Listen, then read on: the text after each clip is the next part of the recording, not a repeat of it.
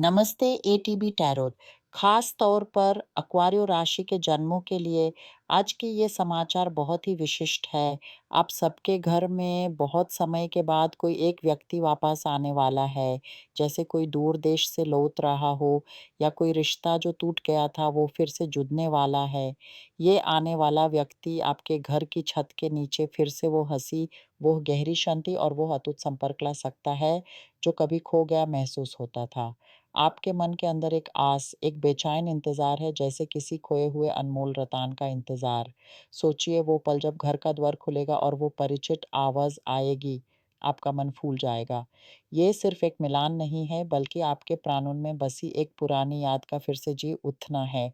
अब ध्यान दीजिए क्योंकि धन की बात भी आने वाला है, पर ये धन आपकी कल्पना से बिल्कुल अलग रूप में आएगा। सोचिए आप किसी तरह की अमीरी की कल्पना कर रहे होंगे, पर ये संपत्ति आपके पास ऐसी दिशा से आएगी जिसका आपने कभी विचरण भी नहीं किया होगा। जैसे अचानक कोई पुराना कर्ज वापस मिले, कोई ऐसी यादगार चीज़ बेचने पर अचानक बहुत भाव मिल जाए या फिर आपके किसी छोटे से शौक ने अचानक बड़े पैसे दिला दिए। ये आपकी आशंकाओं से परे की घटना होगी। इस प्रसंग में आपका मन पहले तो विस्मय से भर जाएगा, फिर एक गहरी कृतज्ञता की भावना जग उठेगी। ये आपको ये सोचने पर मजबूर कर देगा कि संसार में कुछ भी अनजाना नहीं है, हर चीज़ किसी न किसी दैविक योजना का हिस्सा है। आपकी आध्यात्मिकता आपके लिए अनोखे तोहफ़े लेकर आ रही है। ये सिर्फ़ पैसे तक सीमित नहीं है, ये अनजाना प्यार भी हो सकता है। जैसे कोई ऐसा व्यक्ति आपकी ज़िंदगी में आए जिसके आने का आपने कभी इंतज़ार नहीं किया था, या फिर परिवार के अंदर कोई पुराना मनमुटाव का जो सालों से चला आ रहा था, अचानक सुलझ जाना। ये सब कुछ आपकी दैविक शक्तियों पर विश्वास का प्रताप है, आपके अंतर्मन की आवाज़ सुनने का फल है। आज मैं आपके लिए जो संदेश लेकर आई हूँ, वो पूर्ण रूप से परमात्मा की अनुमति से है। मुझे आपके लिए एक बहुत ही गंभीर संदेश मिल रहा है। आपके साथ कुछ ऐसा होने वाला है, जिसका आपने कभी सपना भी नहीं देखा होगा। ये कुछ इतना अनोखा, इतना अप्रत्याशित है कि आपकी सोच इसकी सीमा तक नहीं पहुँच पाती। इसका कारण ये है कि आपको देखने से, समझने से रोका गया है। किसी ने आपकी दृष्टि पर एक ऐसा पर्दा डाल दिया है, जैसे किसी जादू टोना से आपकी अंधेरी आँखों पर पट्टी बंद कर दी गई हो। मैं आपके सामने उस रहस्य को खोलने जा रही हूँ, जो कोई आपसे छुपाने की कोशिश कर रहा है, क्योंकि आप किसी चीज़ की प्रतीक्षा कर रहे थे। और हाँ, जो किया गया वो अत्यंत ही क्रूर था। हे परमेश्वर! आपके साथ जो किया गया वो पाप था, निर्लज्जता था। चलिए इसे साफ करते हैं। बहुत से एक दैविक उद्देश्य लेकर आए हैं, एक पवित्र मिशन लेकर, और वह मिशन आपके अपने ही परिवार के भीतर छुपा हुआ है। आप इस धरती पर एक तारे के साथ आए हैं। मैं कहूँगी एक बहुत बड़े चमकता हुए तारे के साथ। हम में से कम लोगों के पास ही ऐसी तकदीर होती है। ऐसे लोग इस संसार में इसलिए आते हैं क्योंकि उन्होंने अपने पिछले जन्मों में कुछ ऐसा पवित्र कर्म किया था जिसका प्रतिफल उन्हें नहीं मिला, और अब आप धरती पर देवदूत बनकर आए हैं उसी प्रतिफल को पाने के लिए और साथ ही एक दैविक संकल्प को पूरा करने के लिए। यहाँ आध्यात्मिक शक्तियाँ कह रही हैं कि आपके हिस्से का स्वर्ग, आपकी वो अनमोल खुशी आपसे छीन ली गई थी। तो किसी ने जादू, टोना या कला जादू का सहारा लेकर आपकी किस्मत चुरा ली, आपसे छुपा दिया।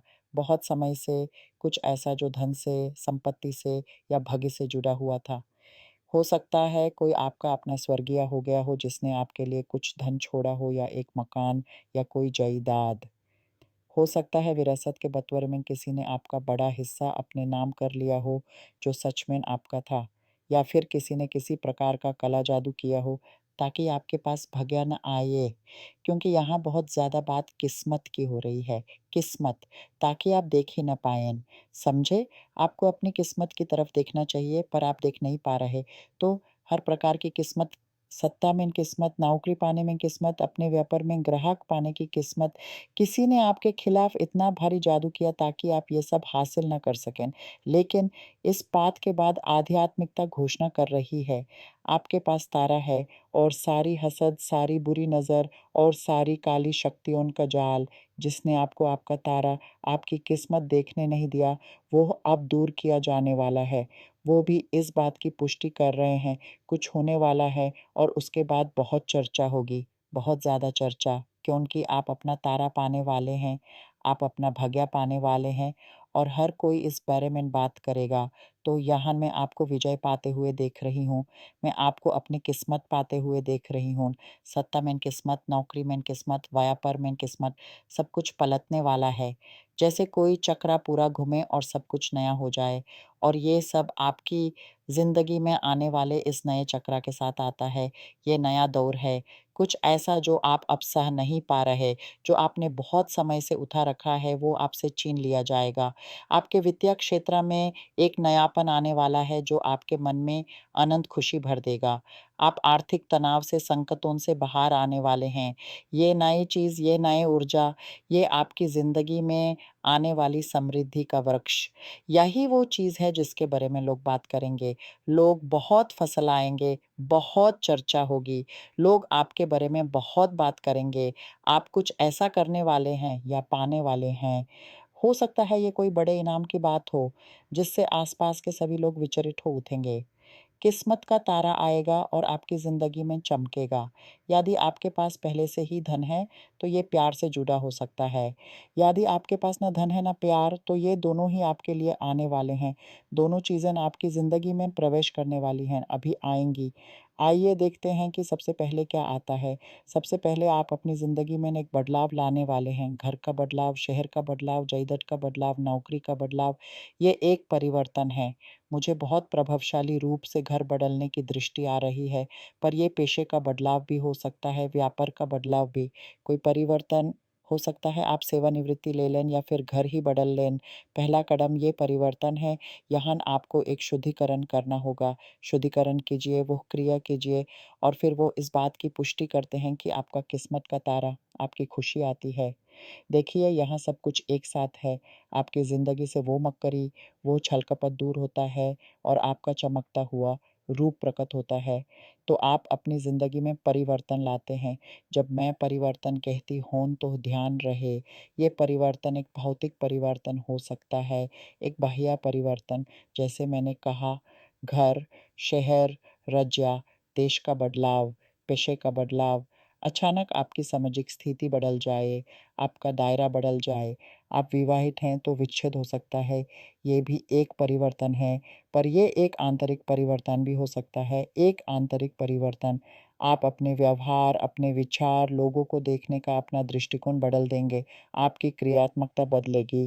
धर्म का बदलाव, आध्यात्मिकता का बदलाव, ये एक बाह्य परिवर्तन हो सकता है, पर आंतरिक भी हो सकता है।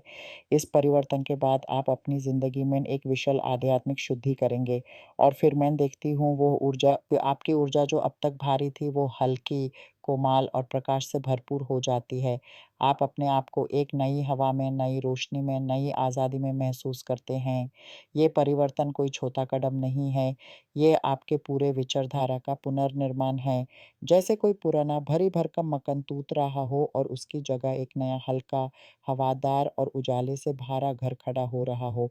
आपके मन के भीतर भी यही हो रहा है। पुरानी आदत